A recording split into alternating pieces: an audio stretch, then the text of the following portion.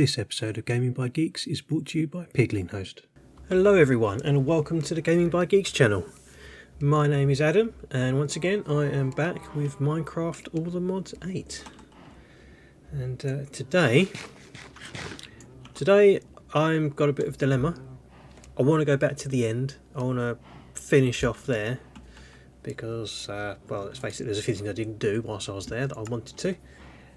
But I got myself pretty much kicked in the face a lot and had to run away, so I'm obviously not ready in terms of gear for that. So I need to go back and do this bit. Problem is also I didn't take note of where the end portal was, which means I've got to do the finding part of it all over again. That's probably going to be a little bit boring, so I thought about, what else could I do? I see my bow's about to die. Maybe I should make a Silent Gears bow, seeing as I don't have any other bows to use. Got some crossbows there, but they're nothing incredibly special. Plus they don't have the infinity on, which I have here. And in order to get infinity, I need to do some form of enchanting table. And the only way to do that, short of having a Mine Colonies one, is Ars Nouveau. So I figured, you know what, I've been putting off magic for a while, and I keep saying I'm going to do it, and just haven't been. So I figured, let's just do it. Let's get into magic a little bit, and maybe that will help me in my trip in the end. So I've never touched this before, so I have no idea, what it's all about and stuff. So bear with me as I learn on my journey, and hopefully the quest book here is going to talk me through it all. So Ars Nouveau is a magic mod that allows you to create custom spells with different glyphs made within the mod. So I've already got that, and I should have got a book out of that. So to get started, you'll need to craft yourself a novice spell book. Okay, so let's make that first. So a novice spell book is a book, and then each of the iron tools. So let's see, do I have any books to hand? I do not. Do I have any in my disenchantment thing? I do. Let's just grab one from there. And let's make all the tools. I assume I don't have any just sitting around I can use. Can I? I can take the enchants and stuff off of them, even if they're kind of rubbish, like that one. So I've got iron sword. That's actually pretty good as a weapon, if anything. So sword, spade, axe. Yeah, there's nothing special on the axe there. So I just need a normal axe, not a pickaxe. Let's see, do I have any sticks lying around? I do. So in theory, that should be all that's needed. Is it a shapeless design, or do these have to go in a certain order? Maybe that it doesn't like some of these. Right, okay, so it doesn't like any of this stuff. So I'll have to do that all manually, which is not the end of the world. I understand that it has to be done. So it was a sword, pickaxe, and a shovel, right? Everything back in. Novice spell book. Boom. and the achievement Unbreaking. So this is where you create and store your spells. Hitting the C key will open up the create a spell page. On the left there are several tabs, but the main three are spell creation, colour picker and familiars. This spellbook will only allow you to create and use tier 1 glyphs. To create better spells you need to upgrade your spellbook. Okay, so I get a bit of mana regen and some XP, or a mana regen thingy. Now I did happen to pick up a Sage spellbook, so I've just got lucky with that one really. This will increase your overall mana and mana generation, as well as unlocking the ability to create and use tier 2 glyphs. And this is going to give me a random tier 1 glyph, the glyph of bounce. That's very kind of it.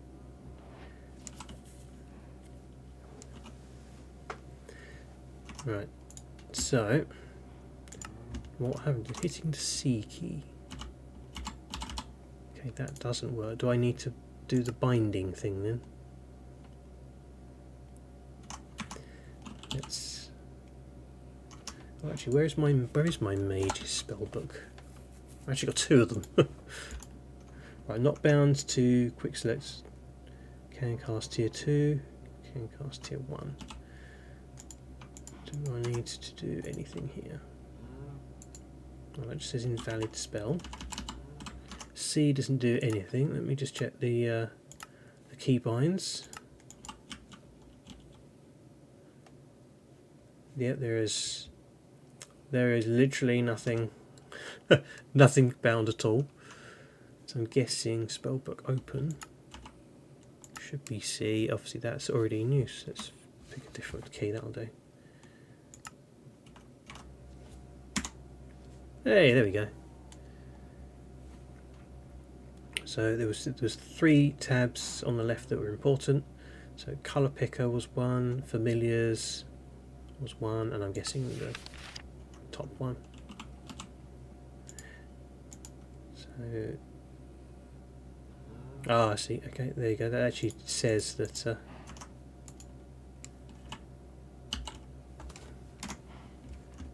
Says that it wasn't thingy, so that's fine.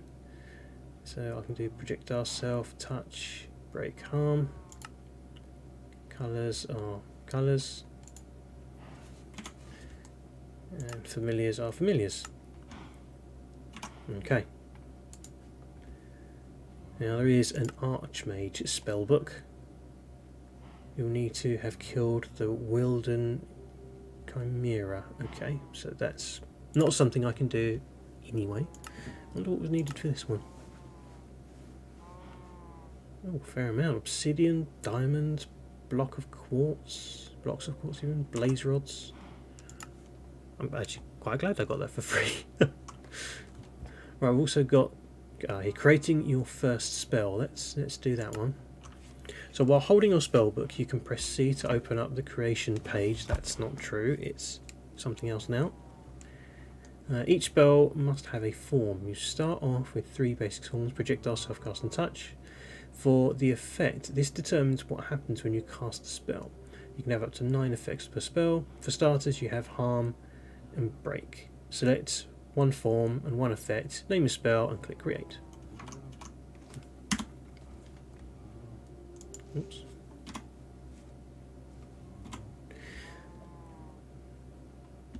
So we got harm and harm. Oh, self and break. Wait, what did it want us to do? Harm and break. Okay, let's look at that then. So harm and break. This spell already has a form glyph, and let's do harm. I assume that is what that does damage to some form of enemy. Do I need to do 2 things?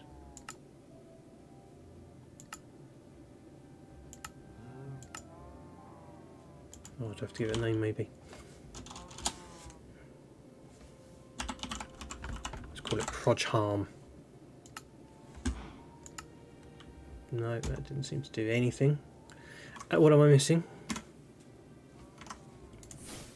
Oh, oh, I know that did do something. Look at that. I can zap things. That's pretty cool. And it just so happens that a numpty has turned up. Where did he go? He's gone down here.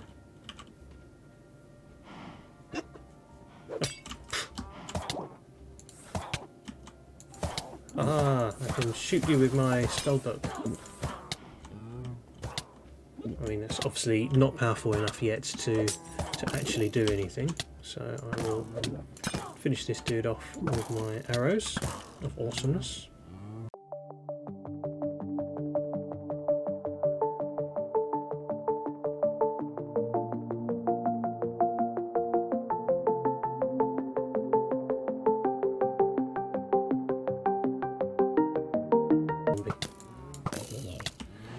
Right, I'm going to eat because my health is pretty low. There we go. Right, how long is this poison going to go on for? 20 seconds. Oh. 20 seconds is forever in this game. Okay, now I've got my glyph of bounce. Don't know what that's for yet. Come on, hurry up with this poison.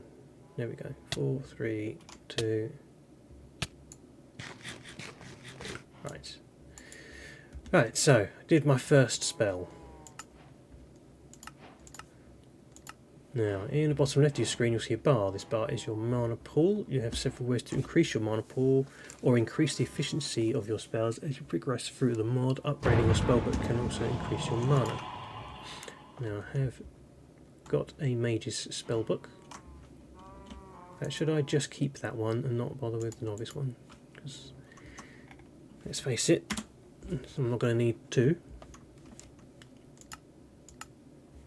Alright, I see, so that just puts it down there and that's got your name. Gotcha. Okay, so yep, thank you for the mana. Now actually, do I have any mana regen stuff on me that's just solely by accident? Projectile protection, unbreaking. Oh look, there, mana boost. Is that more mana or is that, yeah, maximum mana? Right, so what was next? So next up is archwood logs. Now, I've seen these all over the place and I've been ignoring them. So to gain further knowledge of spells we need to create specific magical wood. These types of trees can be found in the overworld. Right. Do I have an axe? I do. Do I have to sleep? Yes I do, it's night.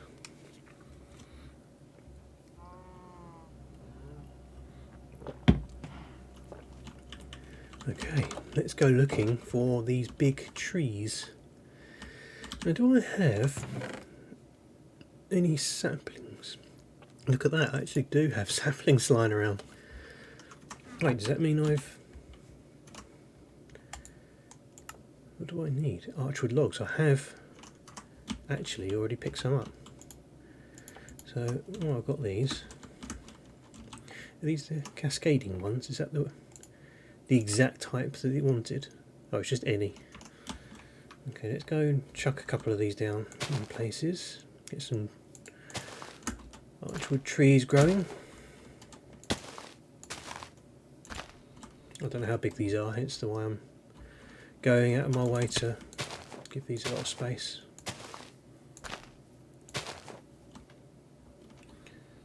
Ooh, palm tree. Okay, didn't need that in the end. So in here, cascading archwood log. There we go, we just need to make some planks out of them. That gives me another sapling. And some more XP. That's fine, obviously, clearly I've got enough saplings. The dowsing rod gives you magic, find and scry when used. This allows you to see nearby magic creatures as well as helping you find amethyst, which I have not come across yet, I believe. I think I got it as part of a quest reward, which is probably sitting around in here somewhere or something. Yeah, there it is. Found it. I got it as a quest reward and haven't seen it yet. So maybe a dowsing rod is not a bad idea. So that is archwood planks and a bit of gold.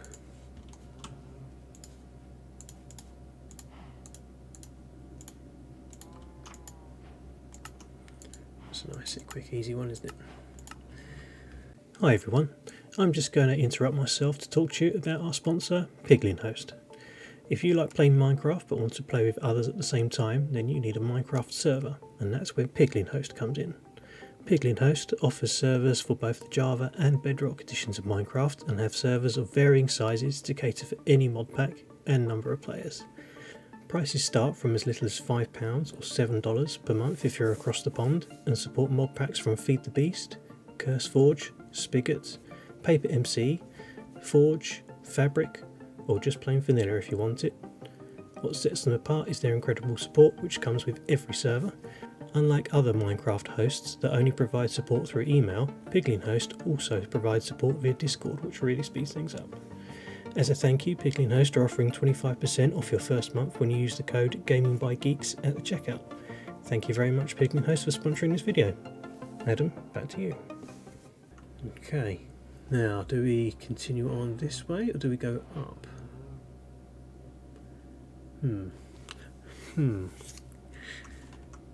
Let's keep going across, and then until we kind of imagine at some point we'll end up having to stop, and then we'll come back and go up. So, imbuement chamber, creating source gems. Oh, this looks interesting. To create one of the main crafting items in Ars, the source gem, we'll need to make an imbuement chamber. Okay, well that's pathetically easy.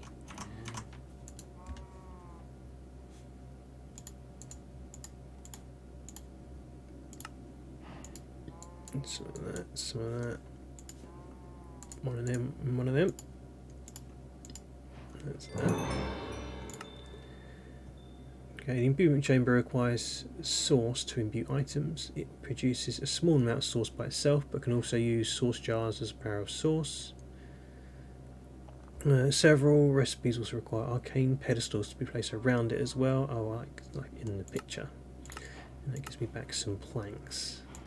Now, source gems I have seen in dungeon chests, I believe. So, to create source gems, we'll need to put either lapis or amethyst shards into the imbuement chamber. Over time, these will convert to source gems.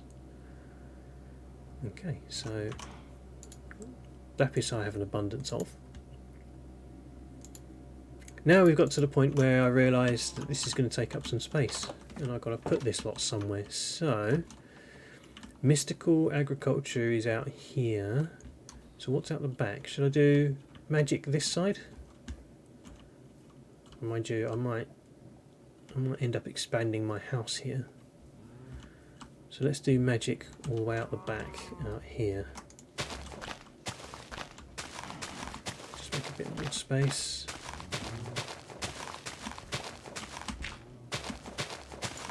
That wasn't the plan. There's a hole in the floor now. I was going to do Britannia out here, but that can be done elsewhere. Oh, nice bit of space. So this thing I know is going to need space around it. So let's not put it right up against something. And then I'm supposed to put no recipe found. This pedestal is required. They must be placed. So do I just? Boop. Hey, there it goes, off it goes.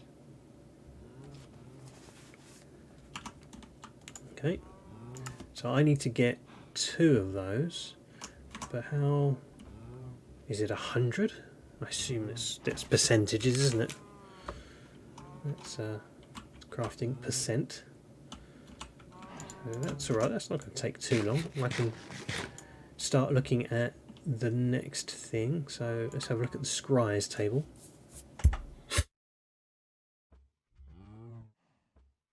So if you want to cast better spells, you'll need a scry's table to unlock new glyphs for your spellbook. There are 3 tiers of glyphs to unlock, and each one requires some experience and items. Well, that's fine. I've got experience for days. The scry's table is also used to attach spells to spell parchments. To do this, place a pile of parchment on the table, select the spell in your spellbook, and then right click the book on the table. To create a glyph, right click on the scry's table with your spellbook, search for the glyph you want to make, and then select at the bottom. Right click on the table with the items required and the glyph will be created. Use the glyph to learn it. The table can pull items from nearby inventories. Okay, so what's that need then? So archwood, logs, and slabs and some gold nuggets. Cool. Right, that's one of these doohickeys done.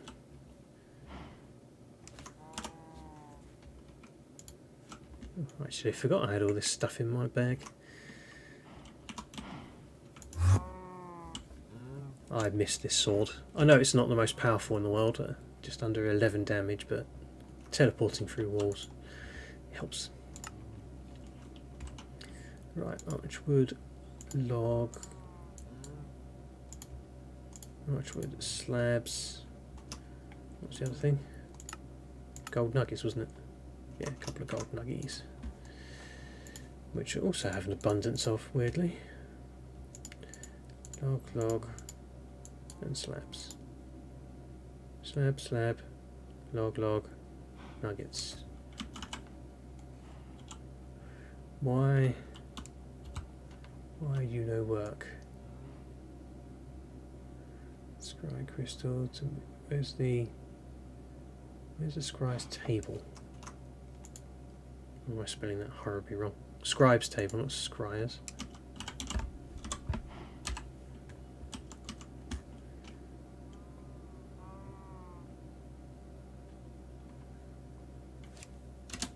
Okay, am I being stupid? Yes, I am. Archwood slabs. Okay, that was kind of weird. Is it just me, or is that just weird?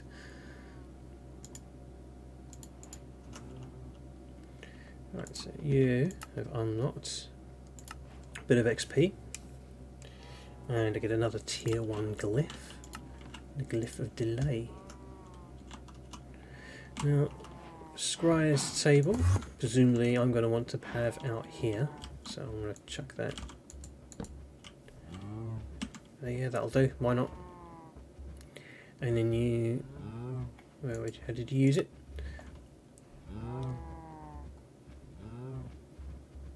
Okay, well either way, let's not worry, let's move on. So I'm guessing this is the tier 1 glyphs, so I want to start here. Let's not jump into the more complicated stuff.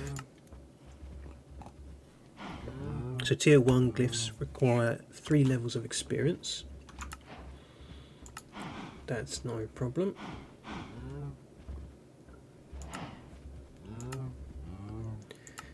Get some XP for just getting these as random rewards.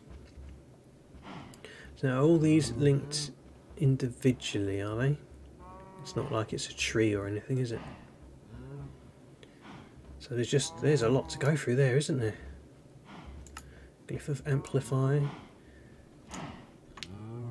Additively increases the power of most spell effects. Can increase the harvest level or break. Well, you know, that's not a bad one to start off with, is it really? So that just needs a diamond pickaxe.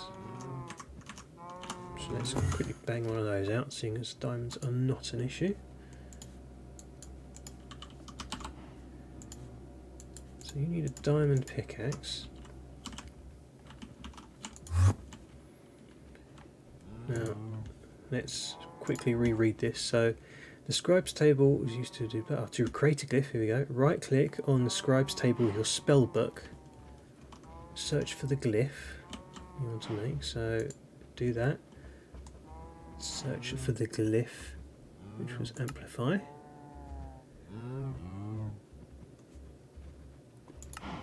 Cool, there's a filter there. Press select. Toss items as they appear above to complete. So the items were... Do I literally have to just throw it? I do. And off it goes. Oh, that's quite nice. I like that little animation. Bounce. Where did that go? In the bag here, didn't it? Glyph of amplify. Huzzah! There we go. That was easy enough, wasn't it? And now presumably amplify needs to be learned then, doesn't it? So presumably you click it. I should learn all of these. Probably should have read what they are first. Delays the resolution of effects placed on the right of this spell for a few moments. Okay, whatever, that's fine. So now, yeah, there we go. I've got more effects and some augments. So bounce gives players the bounce effects causing them to bounce upwards upon falling. Amplification of bounce will preserve additional forward-facing motion per bounce. So can I put amplify onto proj harm to give it even more power? I mean that certainly seems the way, doesn't it?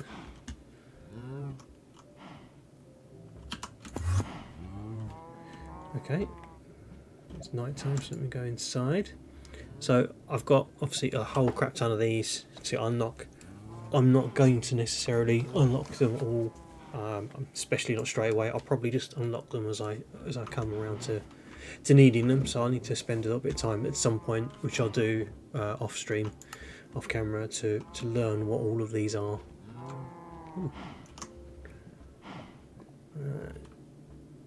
Used for large jumps and stuff. Yeah, okay, so that's that. So, oh, gem. My source gem's outside here, wasn't it?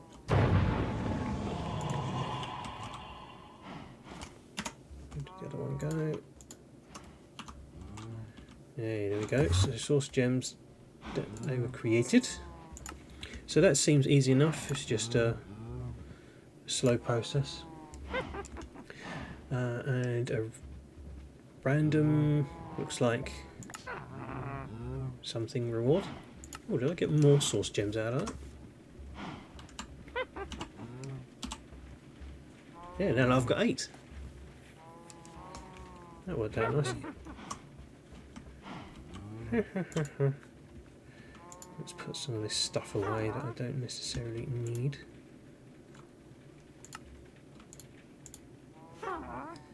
Right, okay, next up. So then we've got source jars and we've got source stones, formerly known as arcane stones. So with source gems you can get started crafting with the various machines by creating source stones. So I need to make 8 source stones, and I'm guessing that's going to be a gem surrounded by stones of some form. Yeah, it seems to be a source gem surrounded by some form of stone. Do I have any stone? Stone bricks. I suppose I can get away with stone bricks.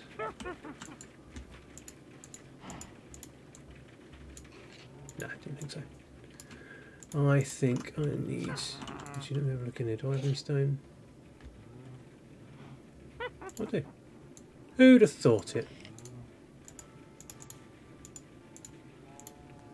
There you go, source stones. So with source gems you can get started, which I can do, and the random Ars reward is more source gems, which I'm not going to complain at all. Then we've got, should I look at source jars? Oh, maybe. Ah, okay, so this is how these work. So generate source from nearby food, create source from using the growth of plants. my farm's not a million miles away. Volcanic sourcing and generate source from mob deaths and animal breeding. Well, I've got animal breeding right next door, so that one's probably going to be the one I want to use.